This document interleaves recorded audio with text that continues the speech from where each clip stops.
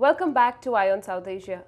David Leffer, a 33-year-old man, was arrested and charged in connection with murder of 4 people who were shot in the pharmacy in Long Island a week ago. Suman, this happened at a town called Medford, which is 60 miles east of New York City. The pharmacy is actually owned by an Indian American. It's listed under the name of Vinoda Kutchatkar. And 4 people died in this bizarre shooting. 2 of the customers who were inside and also 2 people who were working inside the store.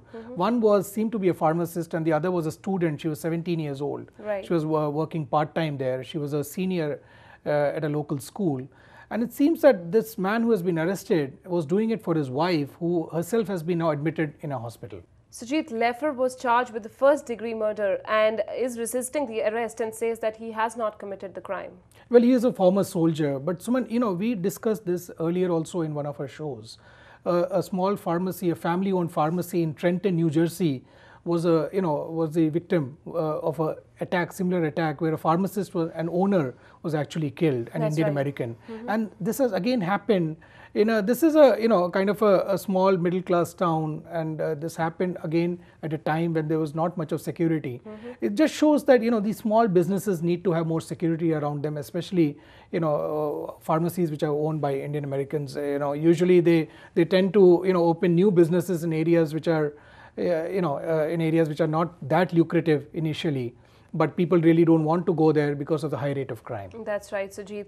Sujit, with this, let's move on to our next story. And the US federal officials announced the indictments of a New Jersey couple who are Indian American, a massive and elaborate scheme to defraud the New York in connection with the city's CityTime software project. And let me mention here that CityTime, which is supposed to modernize New York's payroll system, was begun in 2003 with a budget of $63 million, but has surpassed the budget of $600 million at this point of time.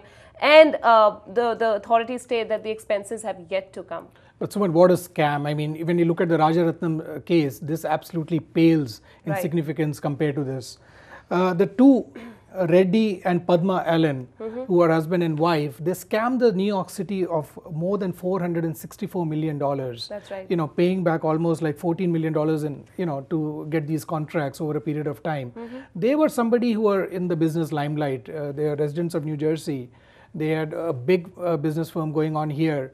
They were actually invited to the White House because of their successful entrepreneurial ventures over the years. They also had an arm to their company Technodyne. This was Technodyne University, which was actually imparting education to some of the students there.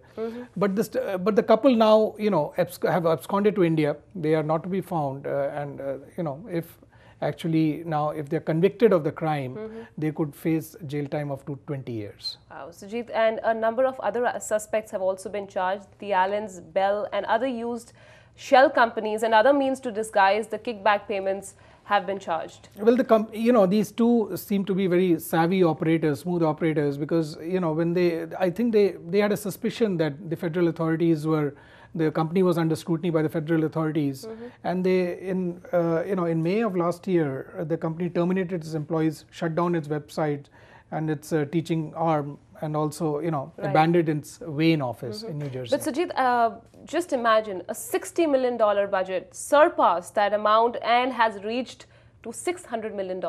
Well, that is the thing. These were 10 times. The contracts were overinflated, and New York City will now have to figure out how best to cut down on such kind of scams. Absolutely, Sujit. One of the experts from the industry has said that the sheer size of these IT projects and involving the government projects is the reason for these kind of frauds happening time to time again. Well, Sujit, I think we'll have to again follow up on this case and see what the result is and what the outcome is of this case. With this, let's move on to our next story. An election contested by 2 highly qualified candidates for the District 4 seat in Sugar Land, Texas, was decided in favor of Harish Jaju, an Indian American, and the voter turnout was unprecedented. Well, the interesting thing was Jaju was up against a Pakistani American candidate, Farah Ahmed. Right, about which we discussed. Absolutely, in the and this was a well. race which was being watched not only in the US but also in India and Pakistan, because it's always interesting whether the 2 countries,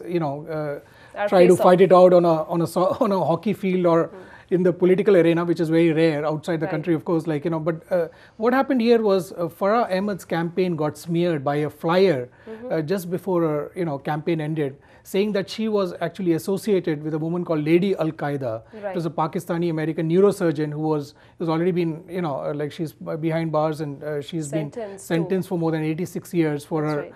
Trying to shoot two American soldiers in Afghanistan. What was alleged that Farah Ahmad, who is an attorney by profession, she's also an investment banker, it was alleged that she actually represented this woman, Lady Al Qaeda, Siddiqui, years ago to get her two missing children who it was suspected were kidnapped and sent to Pakistan.